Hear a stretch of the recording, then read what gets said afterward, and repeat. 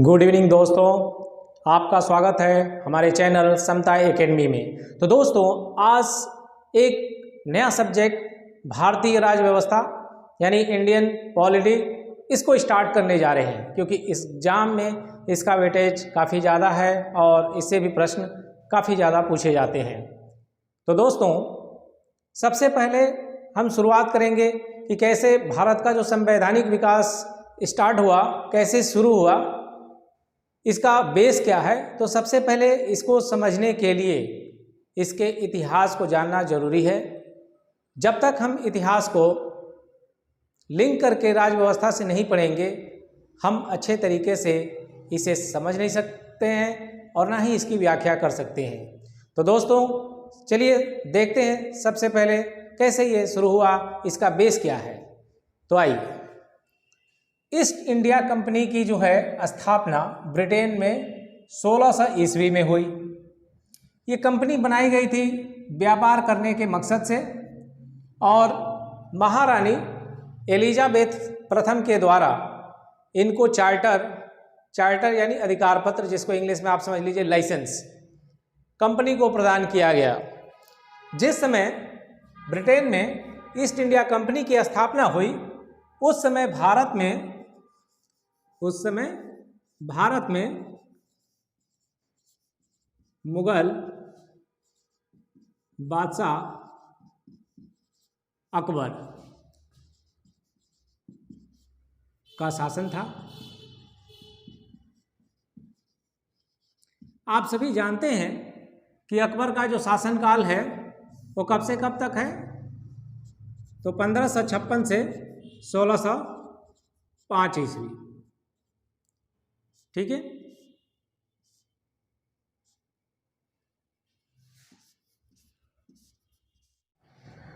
तो दोस्तों, जिस समय ईस्ट इंडिया कंपनी की स्थापना जो है ब्रिटेन में हो रही थी, ब्रिटेन में हुई, उसी समय जो है भारत में मुगल बादशाह अकबर का शासन था।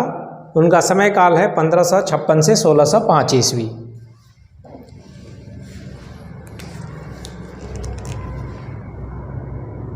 अंग्रेज विलियम हॉकिंस, सबसे पहले जो है एक अंग्रेज सर विलियम हॉकिंस जो है शाहजहां के दरबार में पहुंचे और उन्होंने जो है यहाँ परमिशन प्राप्त किया। इसके अलावे जो मराठे थे उनसे और जो छोटे छोटे शासक थे उनसे व्यापार की अनुमति प्राप्त की। बंगाल में हुगली में जो है सबसे पहले जो है फैक्ट्री स्थापित किए 1640 ईस्वी में अंग्रेज। साउथ इंडिया में आप देखेंगे, साउथ इंडिया में यानी दक्षिणी भारत में जो है स्थापित किए 1611 में मसूलीपट्टनम में, और लगभग 150 वर्षों तक एज ए व्यापारी, एज ए मर्चेंट इंडिया में जो है उन्होंने अपना केवल व्यापार किया और यहाँ की जो व्यवस्था है उसको ठीक तरीके से समझा। अंग्रेज बहुत ही चालाक और कूटनीतिज्ञ थे। उन्होंने धीरे धीरे यहाँ राजनीति में इंटरेस्ट लेना शुरू किया और उनके जो है जो लोकल यहाँ के राजा थे उनसे जो है अब विवाद होने शुरू हुए। बंगाल में विवाद होना शुरू हुआ और वो विवाद धीरे धीरे बढ़ता गया। सिराजुद्दौला और अंग्रेज़ों के बीच जो लड़ाई कह सकते हैं कि यहाँ से अंग्रेजी शक्ति की शुरुआत भारत में शुरू हो गई, वो है प्लासी का युद्ध। 23 जून 1757 को सिराजुद्दौला और लॉर्ड क्लाइव के बीच में ये युद्ध हुआ। क्लाइव बहुत ही चालाक था। उसने सिराजुद्दौला का जो सेनापति था मीर जाफर, उसको अपनी सेना में शामिल कर लिया। बोला, भाई तुम हमारी साथ दो, हम तुम्हें बंगाल का नवाब बना देंगे। मीर जाफर तैयार हो गया और युद्ध के समय जो है उसने विश्वासघात किया। वो अंग्रेज़ों के साथ जाके मिल गया और सिराजुद्दौला की हार हुई, उसकी इस युद्ध में मृत्यु हो गई। अब अंग्रेज़ों ने मीर जाफर को एक कठपुतली शासक के रूप में गद्दी पर बैठा दिया और बंगाल में दीवानी जो है राजस्व वसूलने का जो है अनुमति प्राप्त कर लिया।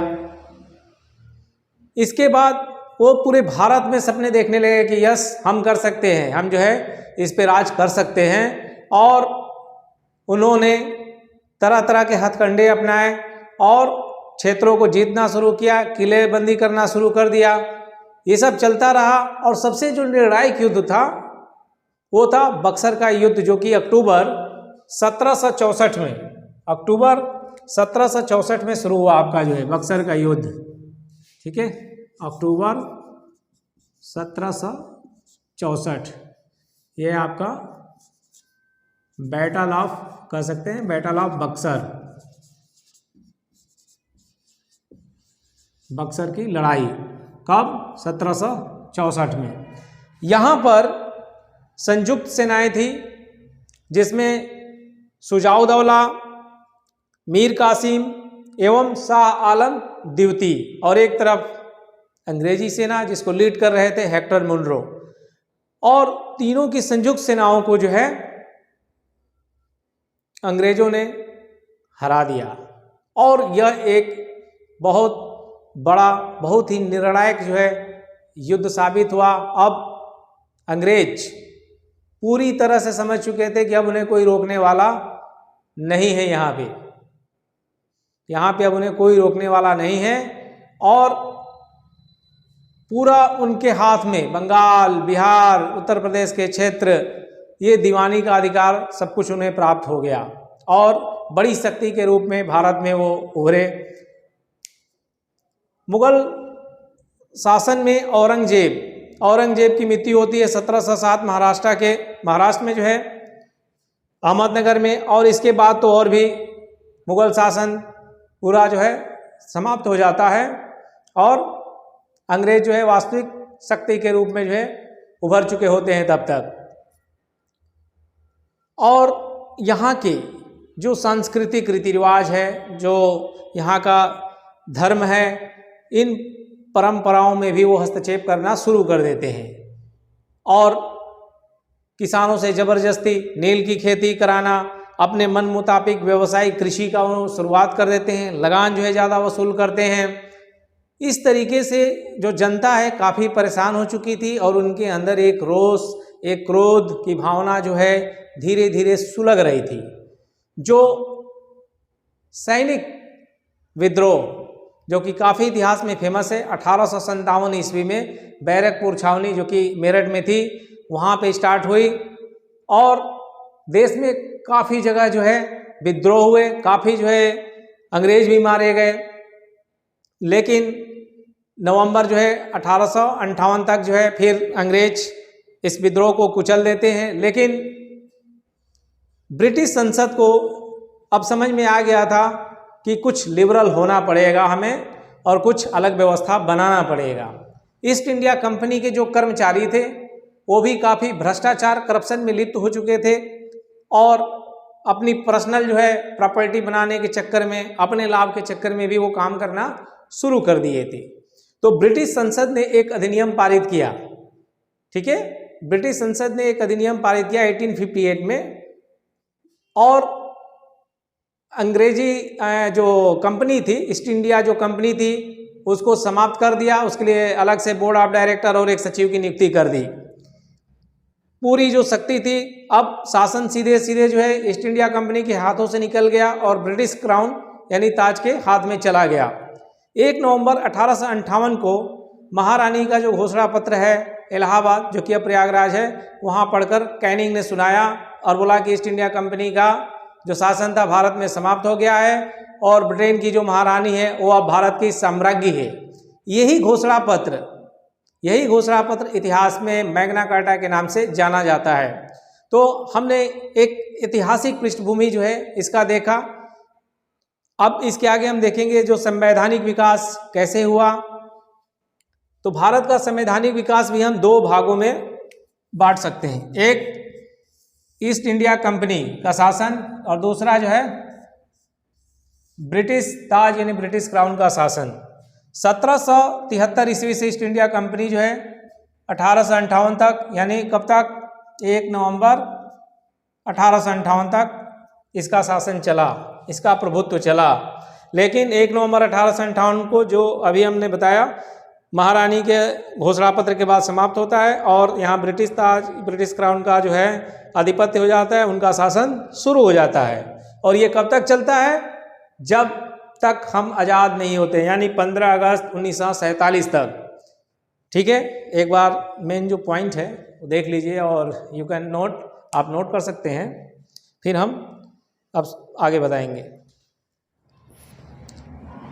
तो दोस्तों, इसकी ऐतिहासिक पृष्ठभूमि टाइमलाइन के साथ सबसे पहले देखते हैं। तो आइए ध्यान दीजिए, यहाँ भी कंपनी का जो शासन है 1773 से 1858 तक, ठीक है। और इसके बाद जो दूसरा पार्ट मैंने आपको बताया था, जो कि 1858 का जो चार्टर एक्ट आएगा, यहाँ से हमारा जो है दूसरा पार्ट शुरू हो जाएगा, यानी ब्रिटिश क्राउन का। ठीक है, तो पहला पार्ट आपका यहाँ तक रहेगा, दूसरा पार्ट जो है शुरू हो जाएगा ब्रिटिश क्राउन का। ठीक है,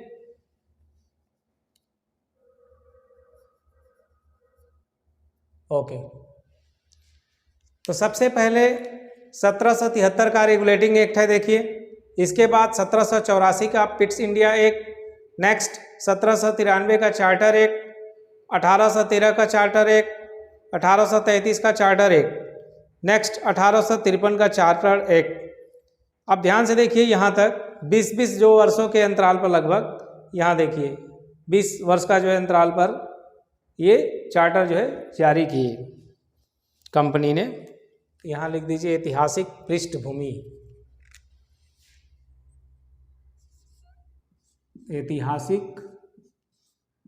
ऐतिहासिक पृष्ठभूमि।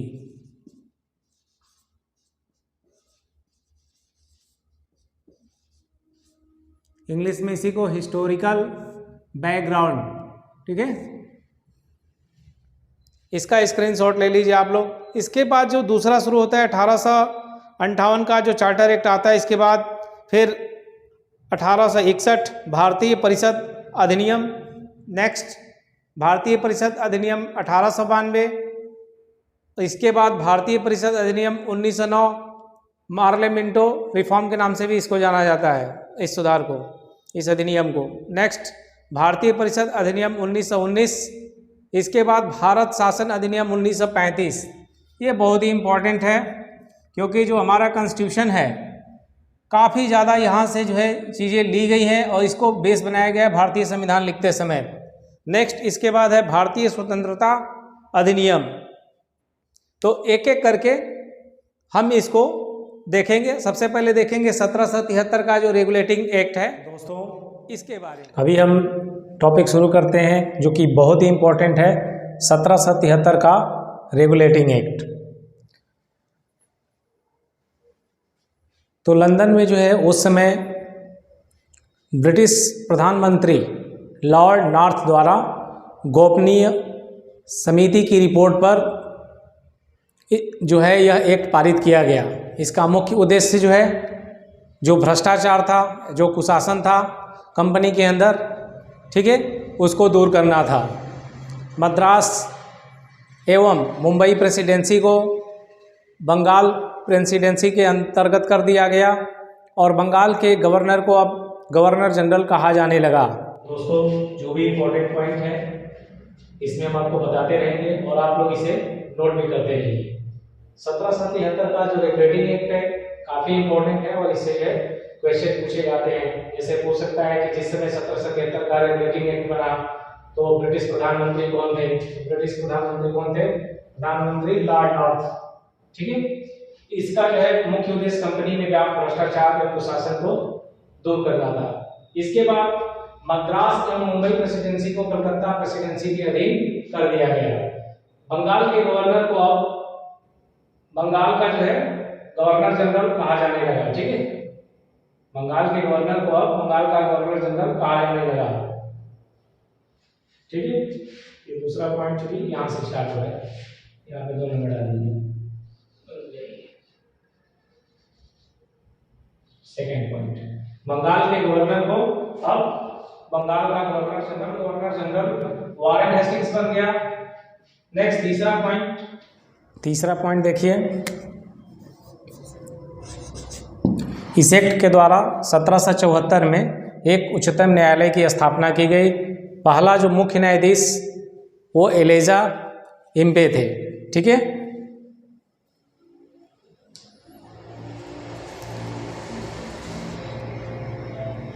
इसके तहत नेक्स्ट पॉइंट, इसके तहत कंपनी के कर्मचारियों को निजी व्यापार करने और भारतीय लोगों से उपहार व रिश्वत लेना प्रतिबंधित कर दिया गया।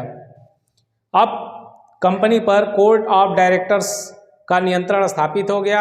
इसने भारत में राजस्व, नागरिक तथा सैन्य मामलों की जानकारी देना आवश्यक।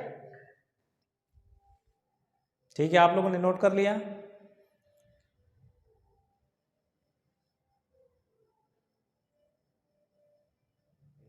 तो 1784 का पिट्स इंडिया एक्ट, इस एक्ट के द्वारा कंपनी के जो राज्य क्षेत्र थे, कंपनी के जो राज्य क्षेत्र थे मतलब जितना उन्होंने अधिग्रहण किया था, जो ब्रिटिश कंपनी के पास था, अब वो ब्रिटिश भारत कहा जाने लगा।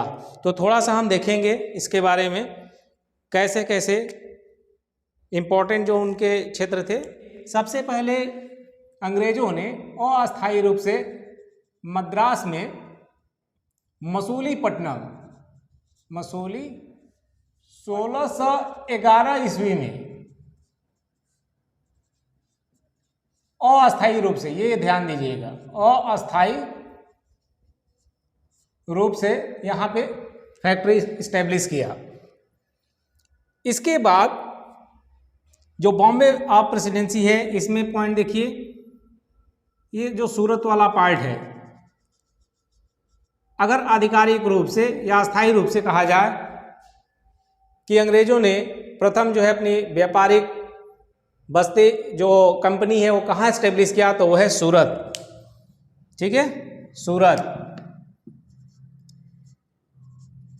कब?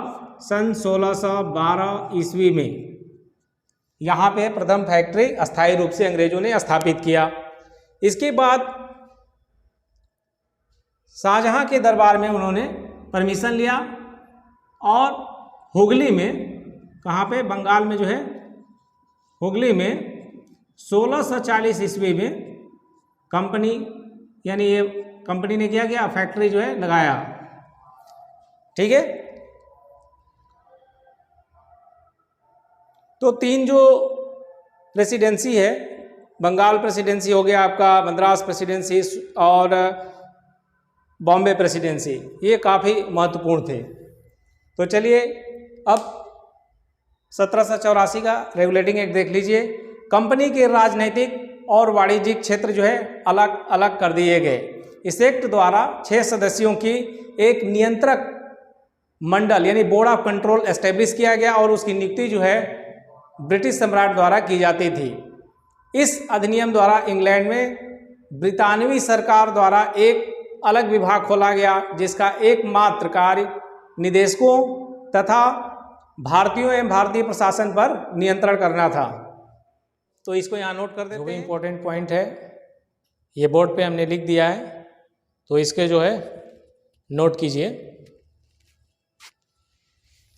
जो लास्ट पॉइंट है देख लीजिए, इस अधिनियम द्वारा इंग्लैंड में ब्रितानवी सरकार द्वारा एक अलग विभाग खोला गया जिसका एकमात्र कार्य कंपनी के निदेशकों, जो भी डायरेक्टर थे, तथा भारतीय प्रशासन पर नियंत्रण रखना था। इस प्रकार पिट्स के इंडिया एक्ट ने पहली बार ईस्ट इंडिया कंपनी के मामलों पर ब्रिटिश इंडिया के नियंत्रण का नियमित आलेख प्रस्तुत किया। तो इसे नोट कर लीजिए। इसके बाद नेक्स्ट देखेंगे एक्ट 1793 का चार्टर एक्ट। तो चलिए दोस्तों अब देखते हैं 1793 का चार्टर एक्ट। कंपनी के व्यापारिक अधिकार को 20 वर्ष के लिए बढ़ा दिया गया, उसका एक्सटेंशन कर दिया गया। कितने साल के लिए? 20 साल के लिए। बोर्ड ऑफ कंट्रोल के अधिकारियों का वेतन अब जो है भारतीय कोष से मिलने लगा। नेक्स्ट 1813 का चार्टर एक्ट। इस एक्ट के द्वारा कंपनी के भारतीय व्यापार के एकाधिकार को समाप्त कर दिया गया। मतलब जो ईस्ट इंडिया कंपनी थी उसको लाइसेंस मिला था व्यापार करने का, उसे एकाधिकार प्राप्त था, लेकिन अब और भी दूसरी कंपनियां व्यापार करने भारत आ सकती थी। लेकिन चीन से व्यापार एवं चाय के व्यापार पर अधिकार जो है बना रहा। इस एक्ट के तहत एक अच्छा काम भी हुआ। 1 लाख रुपए प्रतिवर्ष विद्वान भारतीयों के प्रोत्साहन तथा साहित्य के सुधार तथा पुनरुत्थान हेतु रखा गया। सबसे इंपॉर्टेंट पॉइंट देखिए, यहाँ ईसाई मिशनरियों को भारत में ईसाई धर्म के प्रचार प्रसार की अनुमति प्राप्त हो गई, जिसके तहत अंग्रेजों ने यहाँ पर कॉन्वेंट टाइप के स्कूल, चर्च और भी मिशनरी यहाँ पे स्थापित किए और अपने धर्म का प्रचार शुरू किया। तो नेक्स्ट टॉपिक देखेंगे इसके बाद 1833 का चार्टर एक्ट, इसको नोट कीजिए। तो दोस्तों आइए देखते हैं 1833 का जो है चार्टर एक्ट। भारत में अंग्रेजी शासन के दौरान संविधान निर्माण के प्रथम धुंधले संकेत इस एक्ट में पाए जाते हैं। ठीक है, इस एक्ट के द्वारा भारतीय प्रशासन का केंद्रीकरण किया गया। बंगाल का गवर्नर अब भारत का गवर्नर जनरल बना दिया गया। ठीक है, और सबसे पहले जो है जो भारत के गवर्नर जनरल बने, कौन बने? Lord William Bentinck. ठीक है, लॉर्ड विलियम बेंटिक, इसको लिख देते हैं।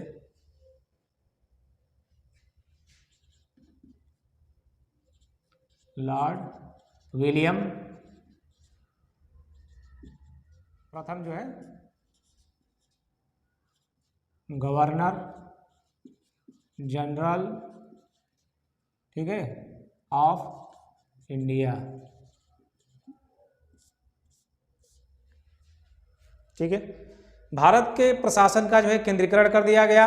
विधायी कार्य हेतु परिषद का विस्तार किया गया, जिसमें पहले 3 सदस्यों के अतिरिक्त एक विधि सदस्य लॉर्ड मैकाले को शामिल किया गया। इस एक्ट के द्वारा गवर्नर जनरल की सरकार भारत सरकार और उसकी परिषद भारत परिषद कहलाने लगी। भारतीय कानूनों को लिपिबद्ध तथा सुधारने के उद्देश्य से एक विधि आयोग का गठन किया गया। यह विधि इसके आगे आप देखेंगे 1853 का चार्टर एक्ट। सन 1793 से 1853 के दौरान संसद द्वारा पारित किए गए चार्टर अधिनियमों की श्रृंखला में ये सबसे अंतिम चार्टर था, 1853 का चार्टर एक्ट। तो 1853 का जो एक्ट है वो अंतिम चार्टर एक्ट था। पहला पॉइंट हो गया आपका। बंगाल हेतु लेफ्टिनेंट गवर्नर जनरल नियुक्त किया गया। विधायी परिषद और कार्यकारी परिषद, यानी कि जो जुडिशियल है और एडमिनिस्ट्रेटिव जो पावर था उसको यहाँ सेपरेट किया गया। इसी एक्ट के द्वारा सर्वप्रथम सिविल जो सेवकों की भर्ती प्रक्रिया ये जो है यहाँ से स्टार्ट हुई।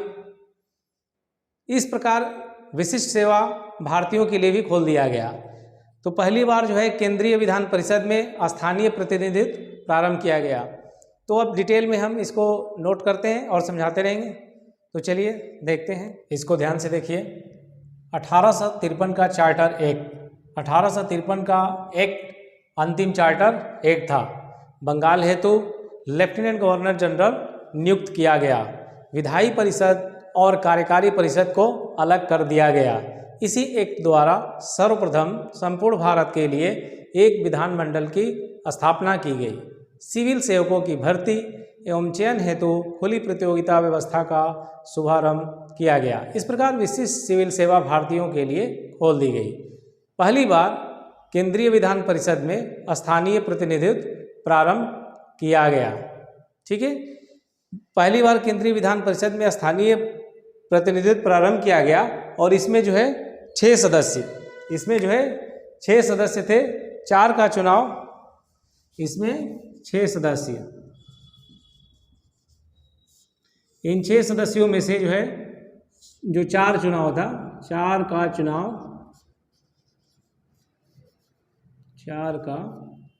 चुनाव बंगाल, मद्रास,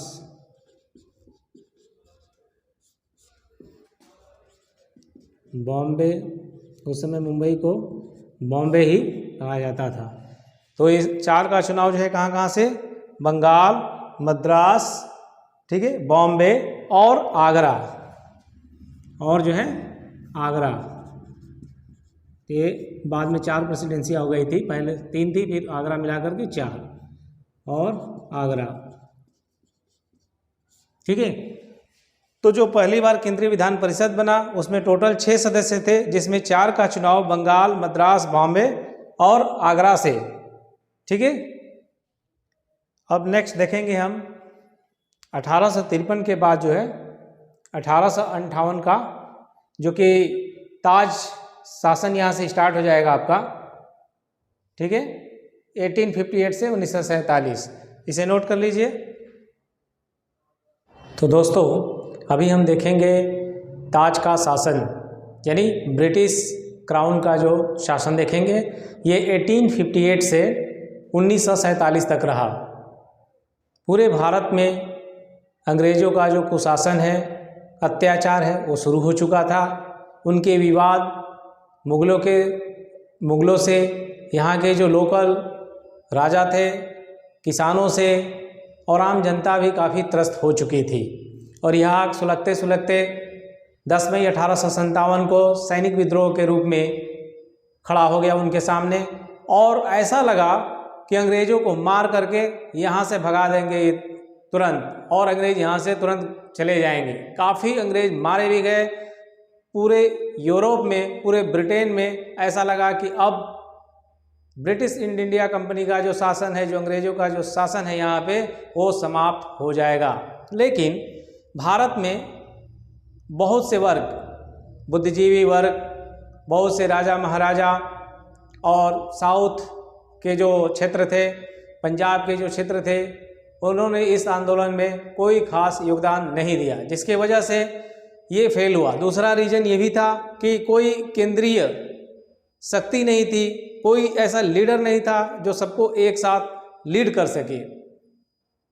इसके बाद ब्रिटिश संसद ने अधिनियम पारित किया कि भारत में जो है कोई एक कंपनी के ऊपर नियंत्रण स्थापित करना पड़ेगा, और इसी के तहत 1 नवंबर 1858 को महारानी विक्टोरिया जी का जो है घोषणा पत्र लॉर्ड कैनिंग इलाहाबाद यानी प्रयागराज में जो है पढ़कर सुनाया, और इसके बाद जो है ईस्ट इंडिया कंपनी का जो शासन है वो समाप्त कर दिया गया, क्योंकि उनके पास यहाँ सब कुछ पावर था, जुडिशियल, एडमिनिस्ट्रेटिव, वो सारे चीज़ के लिए फ्री थे।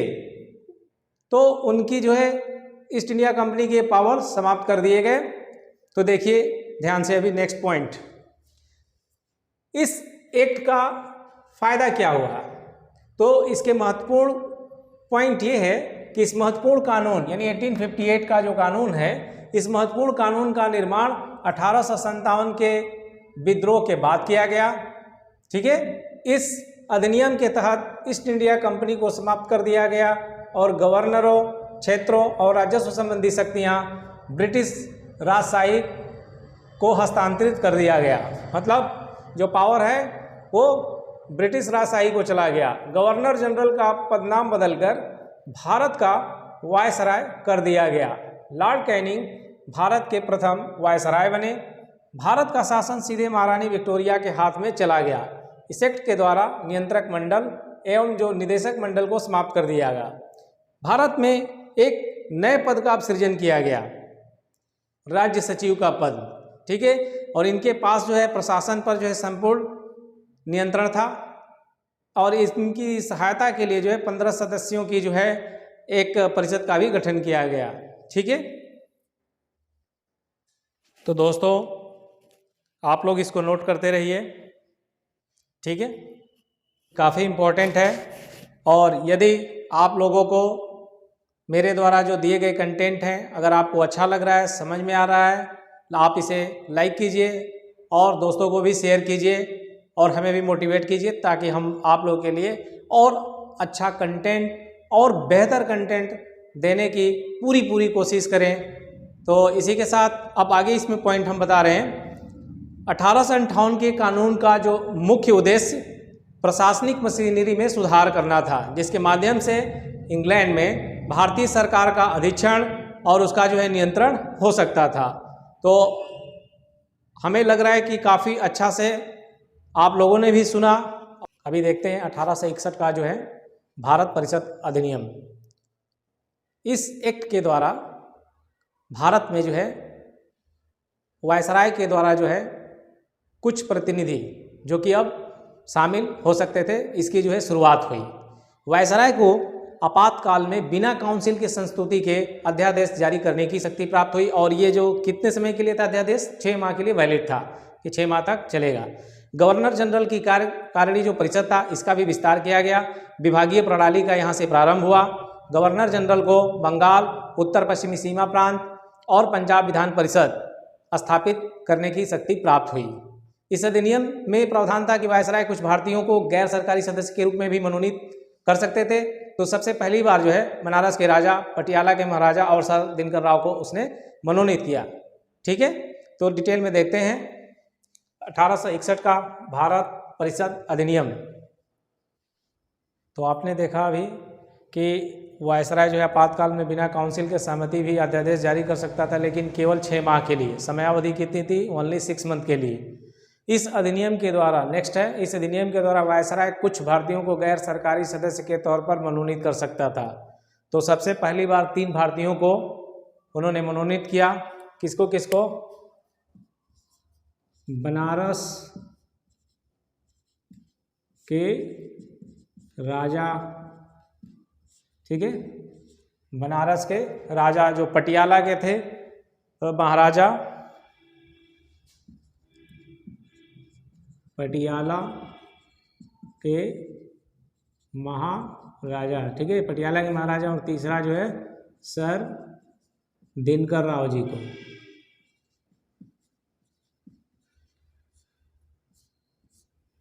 ठीक है,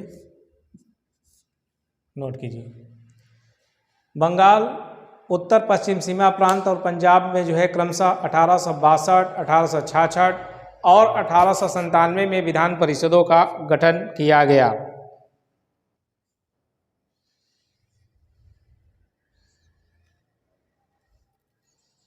ये जो अधिनियम है, जो रेगुलेटिंग एक्ट 1773 के द्वारा जो है शुरू हुई केंद्रीकरण की प्रवृत्ति के बिल्कुल उल्टा था, क्योंकि इसने मद्रास और बम्बई प्रेसिडेंसियों को विधायी शक्तियां पुनः देकर विकेंद्रीकरण की प्रक्रिया की शुरुआत की। इस एक्ट ने क्या किया? इसने वायसराय को परिषद में कार्य संचालन के लिए अधिक नियम और आदेश बनाने की शक्तियां प्रदान की। इसने लॉर्ड कैनिंग द्वारा 1859 में प्रारंभ की गई पोर्टफोलियो प्रणाली को भी मान्यता दी। ठीक है, तो ये कुछ इंपॉर्टेंट पॉइंट थे 1861 का भारत परिषद अधिनियम।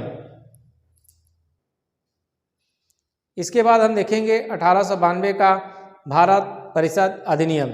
ठीक है, आई थिंक आप नोट कर लिए होंगे। तो देखिए 1862 का भारत परिषद अधिनियम, इस अधिनियम के तहत केंद्रीय एवं प्रांतीय विधान परिषदों में गैर सरकारी सदस्यों की संख्या जो है बढ़ाई गई।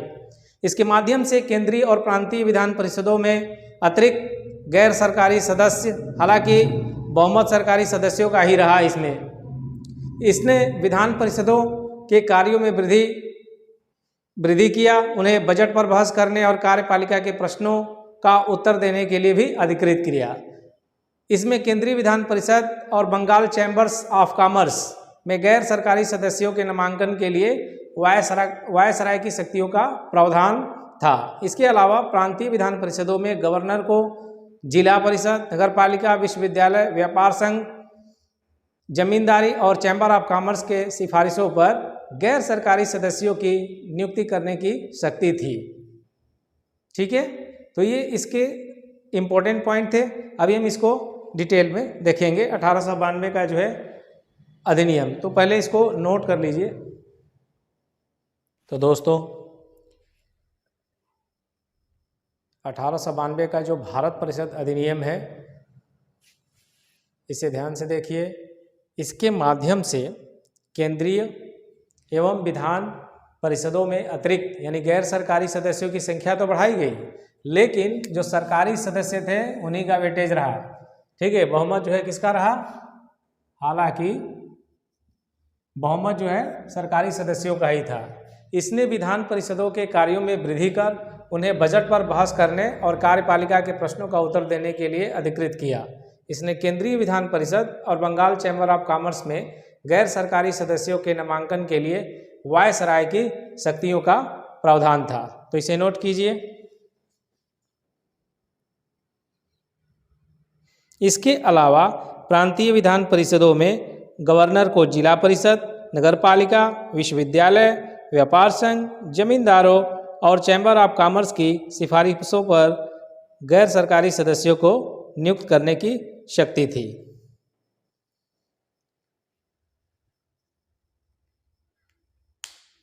तो दोस्तों, ये ऐतिहासिक जो बैकग्राउंड है, हिस्टोरिकल जो बैकग्राउंड है इंडियन पॉलिसी का हम देख रहे हैं।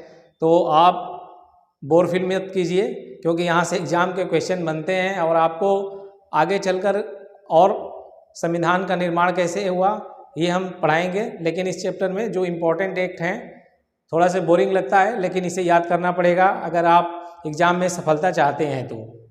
ठीक है दोस्तों, कोई भी इंसान तभी हारता है जब वो मन में सोच लेता है कि यह मुझसे नहीं होगा।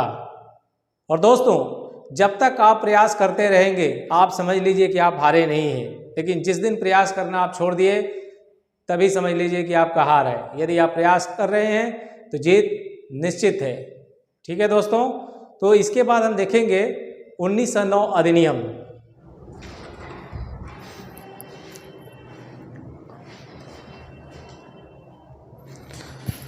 तो दोस्तों, अभी हम देखेंगे ताज का शासन, यानी ब्रिटिश क्राउन का जो शासन देखेंगे। ये 1858 से 1947 तक रहा। पूरे भारत में अंग्रेज़ों का जो कुशासन है, अत्याचार है, वो शुरू हो चुका था। उनके विवाद मुग़लों से, यहाँ के जो लोकल राजा थे, किसानों से और आम जनता भी काफ़ी त्रस्त हो चुकी थी। और यहाँ सुलगते सुलगते 10 मई 1857 को सैनिक विद्रोह के रूप में खड़ा हो गया उनके सामने। और ऐसा लगा कि अंग्रेज़ों को मार करके यहाँ से भगा देंगे तुरंत, और अंग्रेज़ यहाँ से तुरंत चले जाएंगे। काफ़ी अंग्रेज़ मारे भी गए। पूरे यूरोप में, पूरे ब्रिटेन में ऐसा लगा कि अब ब्रिटिश ईस्ट इंडिया कंपनी का जो शासन है, जो अंग्रेज़ों का जो शासन है यहाँ पे, वो समाप्त हो जाएगा। लेकिन भारत में बहुत से वर्ग, बुद्धिजीवी वर्ग, बहुत से राजा महाराजा और साउथ के जो क्षेत्र थे, पंजाब के जो क्षेत्र थे, उन्होंने इस आंदोलन में कोई खास योगदान नहीं दिया, जिसके वजह से ये फेल हुआ। दूसरा रीज़न ये भी था कि कोई केंद्रीय शक्ति नहीं थी, कोई ऐसा लीडर नहीं था जो सबको एक साथ लीड कर सके। इसके बाद ब्रिटिश संसद ने अधिनियम पारित किया कि भारत में जो है कोई एक कंपनी के ऊपर नियंत्रण स्थापित करना पड़ेगा।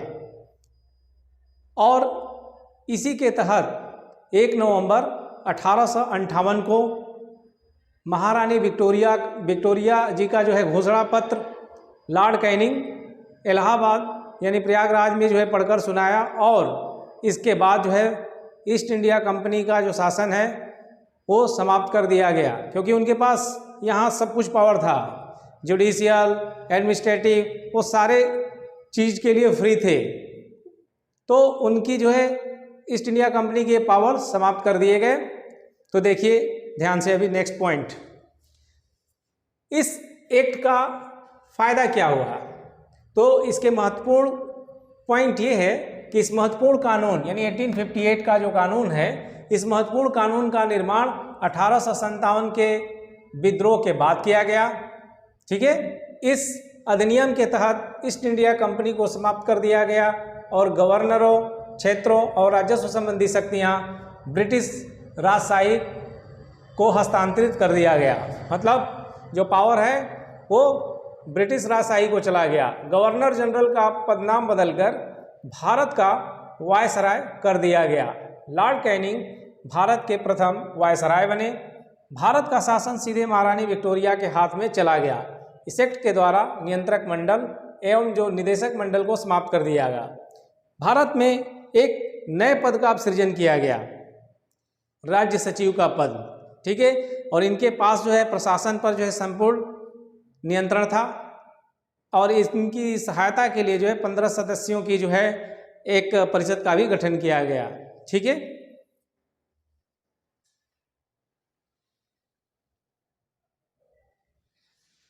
तो दोस्तों आप लोग इसको नोट करते रहिए, ठीक है।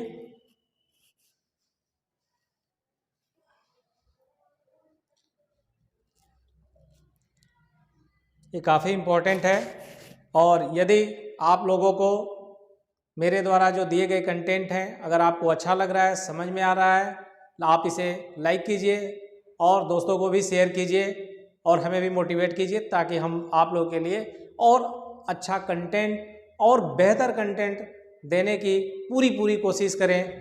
तो इसी के साथ अब आगे इसमें पॉइंट हम बता रहे हैं। 1858 के कानून का जो मुख्य उद्देश्य प्रशासनिक मशीनरी में सुधार करना था, जिसके माध्यम से इंग्लैंड में भारतीय सरकार का अधीक्षण और उसका जो है नियंत्रण हो सकता था।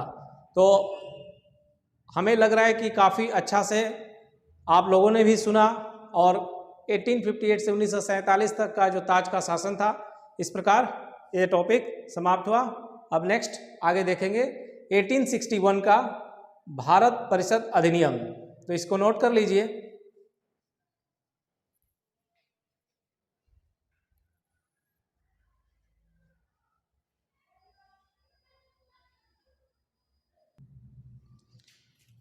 तो दोस्तों अभी देखते हैं 1861 का जो है भारत परिषद अधिनियम।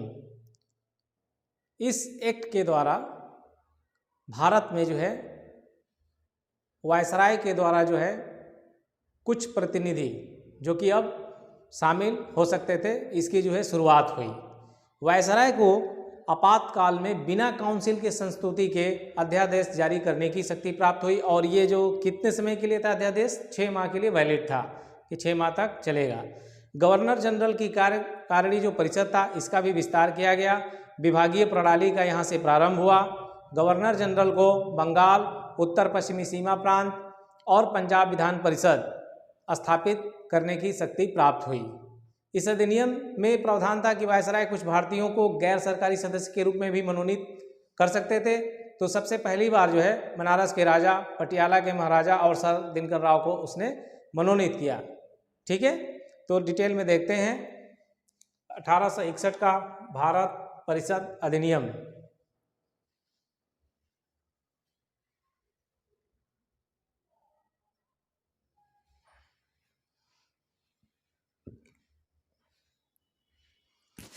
तो दोस्तों जो इम्पोर्टेंट पॉइंट है नोट कीजिए, थोड़ा फास्ट कीजिए।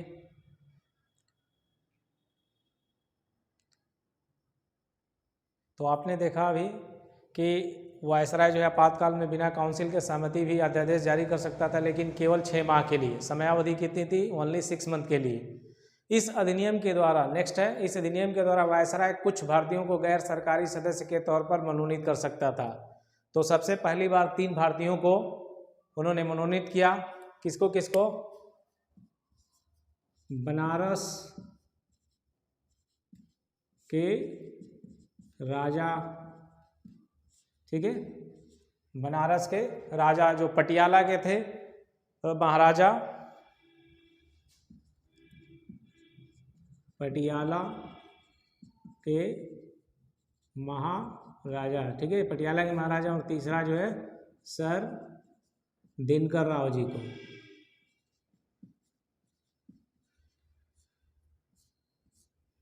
ठीक है, नोट कीजिए।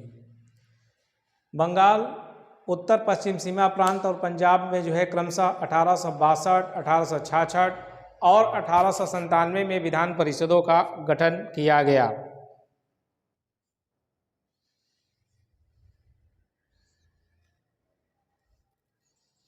ये जो अधिनियम है, जो रेगुलेटिंग एक्ट 1773 का के द्वारा जो है शुरू हुई केंद्रीकरण की प्रवृत्ति के बिल्कुल उल्टा था, क्योंकि इसने मद्रास और बम्बई प्रेसिडेंसियों को विधायी शक्तियां पुनः देकर विकेंद्रीकरण की प्रक्रिया की शुरुआत की। इस एक्ट ने क्या किया? इसने वायसराय को परिषद में कार्य संचालन के लिए अधिक नियम और आदेश बनाने की शक्तियां प्रदान की। इसने लॉर्ड कैनिंग द्वारा 1859 में प्रारंभ की गई पोर्टफोलियो प्रणाली को भी मान्यता दी। ठीक है, तो ये कुछ इम्पोर्टेंट पॉइंट थे 1861 का भारत परिषद अधिनियम।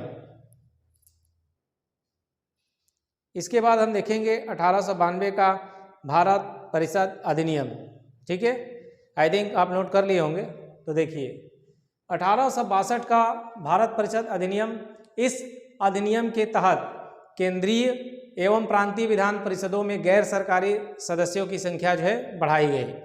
इसके माध्यम से केंद्रीय और प्रांतीय विधान परिषदों में अतिरिक्त गैर सरकारी सदस्य, हालांकि बहुमत सरकारी सदस्यों का ही रहा इसने विधान परिषदों के कार्यों में वृद्धि किया, उन्हें बजट पर बहस करने और कार्यपालिका के प्रश्नों का उत्तर देने के लिए भी अधिकृत किया। इसमें केंद्रीय विधान परिषद और बंगाल चैम्बर्स ऑफ कॉमर्स में गैर सरकारी सदस्यों के नामांकन के लिए वायसराय की शक्तियों का प्रावधान था। इसके अलावा प्रांतीय विधान परिषदों में गवर्नर को जिला परिषद, नगरपालिका, विश्वविद्यालय, व्यापार संघ, जमींदारी और चैम्बर ऑफ कॉमर्स के सिफारिशों पर गैर सरकारी सदस्यों की नियुक्ति करने की शक्ति थी। ठीक है, तो ये इसके इम्पोर्टेंट पॉइंट थे। अभी हम इसको डिटेल में देखेंगे 1892 का जो है अधिनियम। तो पहले इसको नोट कर लीजिए। तो दोस्तों 1892 का जो भारत परिषद अधिनियम है, इसे ध्यान से देखिए। इसके माध्यम से केंद्रीय एवं विधान परिषदों में अतिरिक्त यानी गैर सरकारी सदस्यों की संख्या तो बढ़ाई गई, लेकिन जो सरकारी सदस्य थे उन्हीं का वेटेज रहा। ठीक है, बहुमत जो है किसका रहा? हालांकि बहुमत जो है सरकारी सदस्यों का ही था। इसने विधान परिषदों के कार्यों में वृद्धि कर उन्हें बजट पर बहस करने और कार्यपालिका के प्रश्नों का उत्तर देने के लिए अधिकृत किया। इसने केंद्रीय विधान परिषद और बंगाल चैम्बर ऑफ कॉमर्स में गैर सरकारी सदस्यों के नामांकन के लिए वायसराय की शक्तियों का प्रावधान था। तो इसे नोट कीजिए। इसके अलावा प्रांतीय विधान परिषदों में गवर्नर को जिला परिषद, नगरपालिका, विश्वविद्यालय, व्यापार संघ, जमींदारों और चैम्बर ऑफ कॉमर्स की सिफारिशों पर गैर सरकारी सदस्यों को नियुक्त करने की शक्ति थी।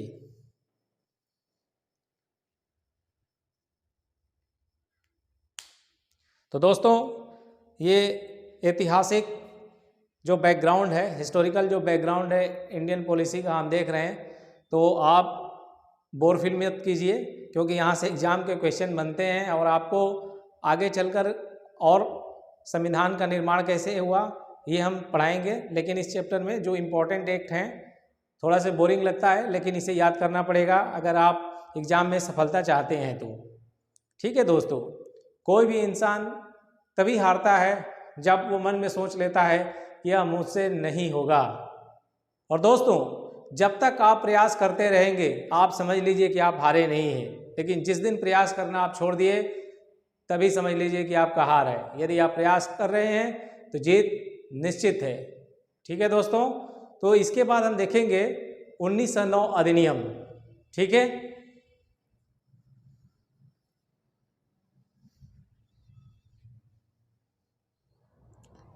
तो दोस्तों जो भी इम्पोर्टेंट पॉइंट है इसको आप नोट भी करते रहिए। ठीक है, अभी आप क्लियर दिखाई दे रहा होगा और मैं ब्लैक बोर्ड के सामने नहीं हूँ तो इसलिए आपको और अच्छा से दिखाई देगा। इसे आप नोट कीजिए।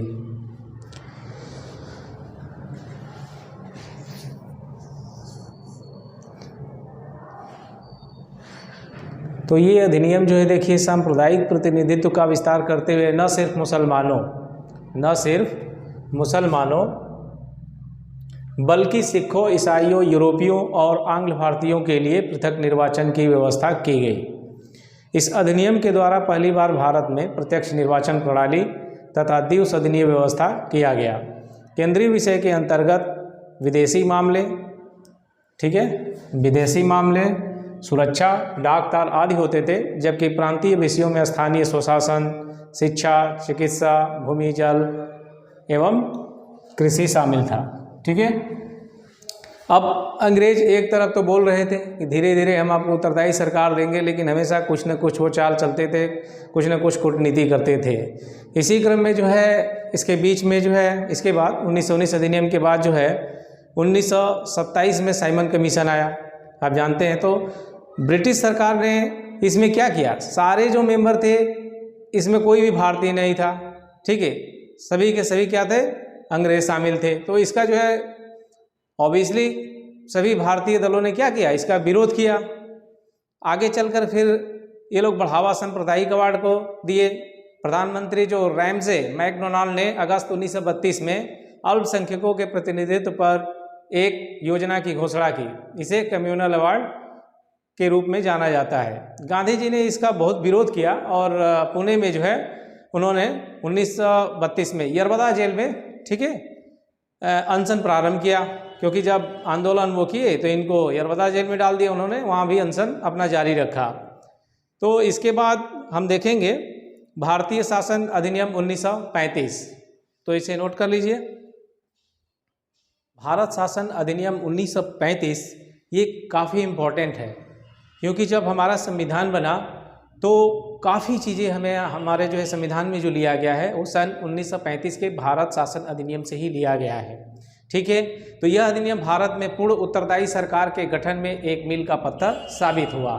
इसी अधिनियम के तहत दिल्ली में एक संघीय जो है न्यायालय की स्थापना किया गया और अधिनियम के तहत जो है केंद्र और प्रांतों की शक्तियों का विभाजन किया गया, जिसमें केंद्र सूची में जो है 59 विषय, राज्य सूची में 54 विषय, समवर्ती सूची में जो है 36 विषय, ठीक है। ये भारत शासन अधिनियम 1935 का मैं बता रहा हूँ। आज का जो संविधान है उसमें ये चेंज हो गया है, ठीक है। तो कुल 10 अनुसूचियाँ थी, कुल 10 अनुसूचियाँ। अधिनियम जो है जब बने, यानी जिसमें आर्टिकल कितने थे, 321, ठीक है। तो यहाँ से इसमें 321 धाराएँ थी। 1935 के अधिनियम में 321 धाराएँ, 10 अनुसूचियाँ थी। केंद्र सूची मैंने कितना बताया, 59, राज्य सूची 54 और समवर्ती सूची 36 विषय। आगे जब हम पढ़ेंगे कि संविधान का निर्माण कैसे धीरे धीरे जो है वो एक्सपेंशन किया गया, विस्तार किया गया, तो ये चीज़ें चेंज भी होंगी। लेकिन जो मेन बेस है जहाँ से हम लिए संविधान में काफ़ी चीज़ें, तो वो है 1935 का भारत शासन अधिनियम। इस अधिनियम के तहत प्रांतों में जो है द्वैत शासन की भी व्यवस्था का अंत कर दिया गया, ठीक है। तो जो इम्पोर्टेंट फैक्ट है वो हम इसको राइट डाउन करेंगे बोर्ड पे और आप इसको नोट करते जाइए दोस्तों। इम्पोर्टेंट जो भी पॉइंट हैं इसको नोट कीजिए। भारत शासन अधिनियम 1935 का यह अधिनियम भारत में पूर्ण उत्तरदायी सरकार के गठन में एक मील का पत्थर साबित हुआ।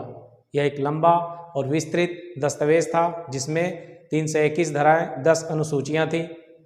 इस अधिनियम के द्वारा दिल्ली में एक संघीय न्यायालय की स्थापना किया गया। अधिनियम ने केंद्र एवं इकाइयों के बीच 3 सूचियाँ, पहला केंद्र सूची जिसमें 59 विषय, दूसरा राज्य सूची जिसमें 54 विषय, तीसरा है समवर्ती सूची 36 विषय के आधार पर शक्तियों का बंटवारा कर दिया गया। प्रांतों में द्वैत शासन का अंत कर दिया गया और केंद्र में द्वैत शासन की व्यवस्था शुरू की गई। इसने 11 राज्यों में से 6 में द्विसदनीय व्यवस्था प्रारंभ की और 10%, बहुत इंपॉर्टेंट है, 10% जनसंख्या को मत का अधिकार मिल गया। नेक्स्ट है, देश की मुद्रा और साख पर नियंत्रण के लिए भारतीय रिजर्व बैंक की स्थापना की गई इसी एक्ट के तहत 1935, ठीक है। तो नेक्स्ट अब टॉपिक है भारतीय स्वतंत्रता अधिनियम 1947, जो काफ़ी इंपॉर्टेंट है और इसी अधिनियम के द्वारा हमें आज़ादी मिली। तो नेक्स्ट टॉपिक देखेंगे भारतीय शासन अधिनियम। तो दोस्तों, आपने एक चींटी जो काफ़ी छोटा जीव है देखा होगा, अपने भार से कई गुना ज़्यादा भार वो लेकर चलता है और कई बार फिसलता है, लेकिन प्रयत्न कभी नहीं छोड़ता। तो हम और आप तो इंसान हैं, हमें तो और ज़्यादा उससे प्रयत्न करना चाहिए। तो आपको मोटिवेट करने के लिए 2 शब्द, कई जीत बाकी है, कई हार बाकी है, अभी तो ज़िंदगी का सार बाकी है। यहाँ से चले हैं नई मंजिल के लिए, यहाँ तो एक पन्ना था, अभी तो पूरी किताब बाकी है। तो दोस्तों, इसे नोट कीजिए, भारतीय स्वतंत्रता अधिनियम 1947। 20 फरवरी 1947 को ब्रिटिश प्रधानमंत्री क्लीमेंट एटली, घोषणा किसने किया, है क्वेश्चन बनता है। तो ब्रिटिश प्रधानमंत्री क्लीमेंट एटली 20 फरवरी 1947 को ब्रिटिश प्रधानमंत्री क्लीमेंट एटली ने घोषणा की कि 30 जून 1947 को भारत में ब्रिटिश शासन समाप्त हो जाएगा। इसके बाद सत्ता उत्तरदायी हाथों में सौंप दी जाएगी। इस घोषणा पर मुस्लिम लीग ने आंदोलन किया तथा विभाजन की बात कही। उसी दिन 3 जून 1947 को वायसराय लॉर्ड माउंटबेटन ने विभाजन की योजना पेश की, जिसे माउंटबेटन योजना कहा गया। इस योजना को कांग्रेस और मुस्लिम लीग दोनों ने ही स्वीकार कर लिया। नेक्स्ट पॉइंट, इस अधिनियम के तहत वायसराय का पद और ब्रिटेन में भारत सचिव का पद समाप्त कर दिया गया। इस अधिनियम ने शाही उपाधि भारत का सम्राट को भी समाप्त कर दिया। इस अधिनियम के द्वारा भारत के 2 स्वतंत्र और संप्रभु राष्ट्रों भारत और पाकिस्तान में बांट दिया गया। भारत और पाकिस्तान में गवर्नर जनरल के पद का सृजन किया गया। लॉर्ड माउंटबेटन स्वतंत्र भारत के पहले गवर्नर जनरल बने। तो ये क्वेश्चन जो है पूछता है, 4 ऑप्शन आपको दे देगा और पहला पॉइंट दे देगा जैसे लॉर्ड माउंटबेटन, फिर भारतीय 2-3 नाम दे देगा, तो उसमें कंफ्यूज होकर के लोग गलती करते हैं। तो ये याद रखना है कि लॉर्ड माउंटबेटन स्वतंत्र भारत के पहले गवर्नर जनरल बने। 14-15 अगस्त की मध्य रात्रि को भारत से ब्रिटिश शासन का अंत हो गया। तो दोस्तों, इस प्रकार भारतीय राज व्यवस्था और इसकी ऐतिहासिक पृष्ठभूमि हम लोगों ने देखा और मुझे उम्मीद है कि आप लोगों को पसंद आया होगा, समझ में आया होगा। तो इसी के साथ ये चैप्टर यहीं पे समाप्त करते हैं, फिर अगले चैप्टर में मिलेंगे। जय हिंद, जय भारत।